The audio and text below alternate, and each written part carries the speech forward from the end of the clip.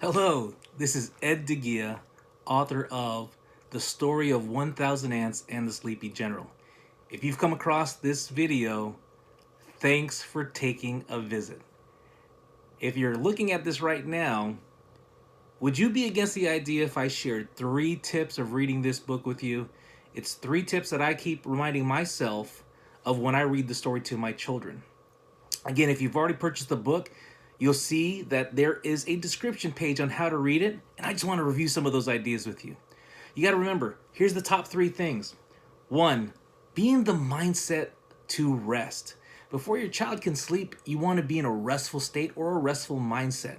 You want to, 2, be calm and not try to rush through the book as many times many of us parents are trying to rush through a story so that our children can get to sleep and so that we can get to bed too. 3, we want to breathe. And I'll talk about that in just a second and give you an example.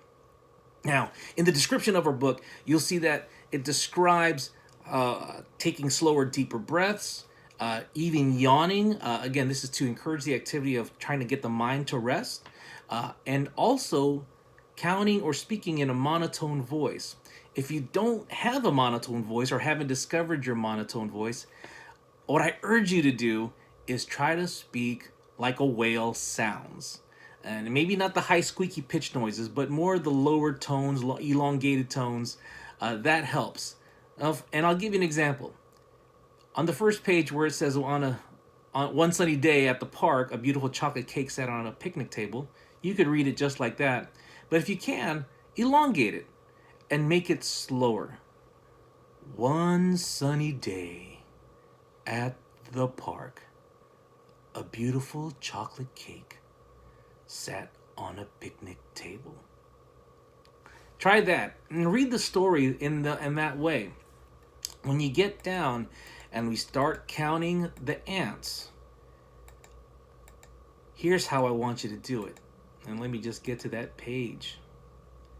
And so it would read as this way. So the ants stood ready as the general began to count. 1 ant, 2 ants, 3 ants, yawn. To be more effective, I recommend taking your time and putting breaths in between the count. For example, so the ants stood ready as the general began to count.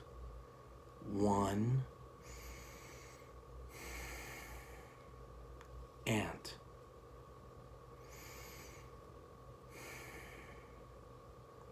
2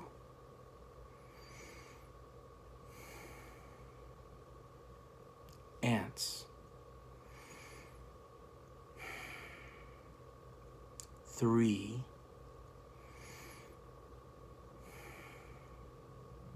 ants. And the general yawned.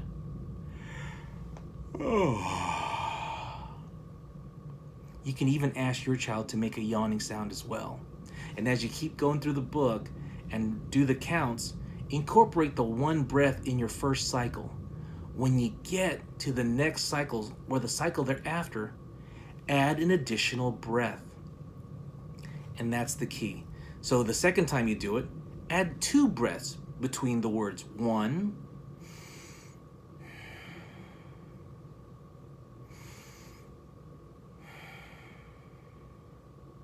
and